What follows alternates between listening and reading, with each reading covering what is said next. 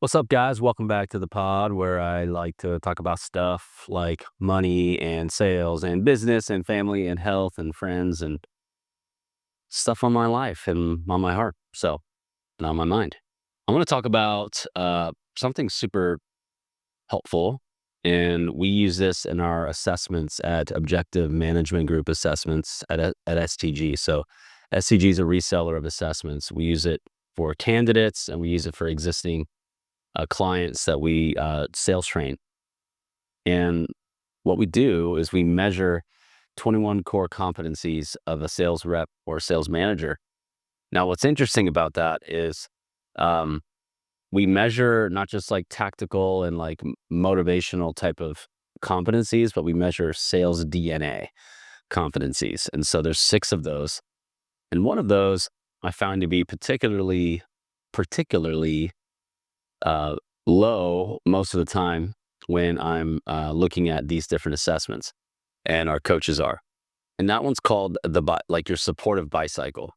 So you're either going to have a bicycle that supports great sales, or it's hindering or sabotaging your ability to sell well. And the whole idea is that when you buy, if you're a slow buyer or one that likes to think everything over, comparison shop, research, price shop, if that's how you buy, then you're going to empathize with prospects who say that when you're trying to sell them. You're going to empathize with prospects that you're trying to sell to. If you buy slowly, you're going to understand because that's how you buy. So one thing that I've found to be helpful is to be better at decision making myself. So having like a lot of pending decisions, and this could be, a downside thing as well if you're a fast decision maker. But on average, if you're a very effective decision maker, because at the end of the day, like we're like athletes, we're like business athletes, right?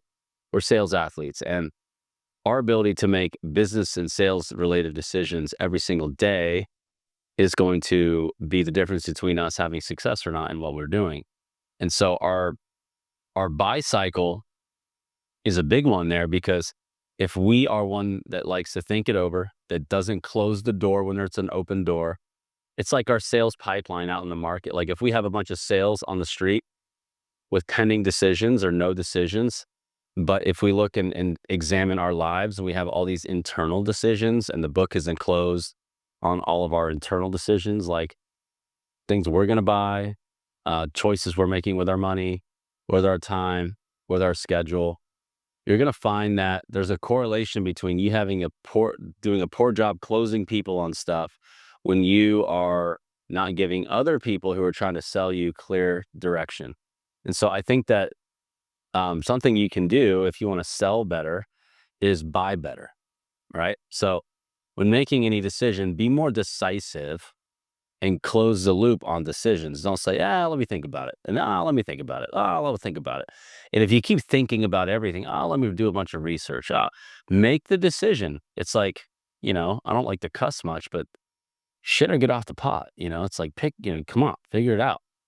And if you can be that kind of person when you buy, then what's going to happen is you're going to tolerate indecision better. You're going to be less tolerant of indecision, is a better way to say it. Therefore, you're going to prompt decisions to be made. And if you can do that in such a way that creates results and not aggravates and harasses people, which is the goal, then you're going to get better, make more sales, period.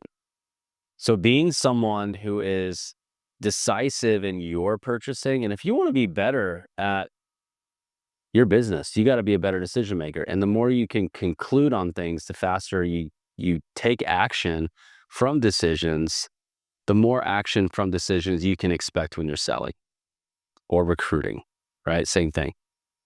Recruiting is another form of sales, right? It's selling people on something. And that's what sales is. It's selling people on something. So the same thing with like your team building, things like that.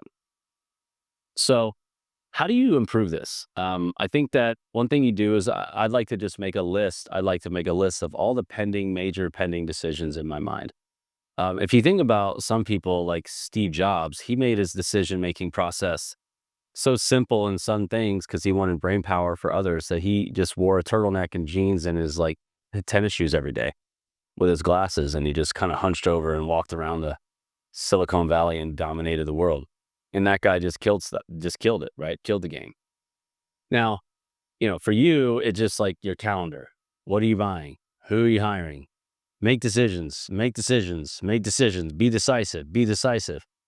And one thing that I like to do in terms of making decisions is I like to ask myself, is this going to provide long-term upside or downside?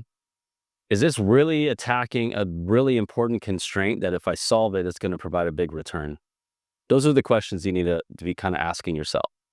Yeah. Do I want to be an impulsive buyer that'll have buyer's remorse because I bought something? Or do I really need a thing that's going to provide an ROI, it's going to relieve a constraint that I've already identified as a constraint in my life? And if I do that as a consumer or consumer in business services, then I'm going to be a better decision maker when I'm selling stuff and leading people. So being a decision maker, decision-making athlete, a corporate athlete, a business athlete, it's as much about decisions as it is about you getting people to make decisions. Making your own decisions well correlates to other people making decisions with you well in terms of buying from you. So I hope this is helpful. Like, subscribe, comment. We appreciate you. And if you want to learn more about our workshops and our conference, go to our website, sell on SCG with an S, sellonscg.com. And you can just go /transform to learn about our April conference. It should be super dope. And I hope you guys come. So we'd love to see you there. And if not, I'll see you at one of our workshops starting in May. Those are going to be epic too. So peace out.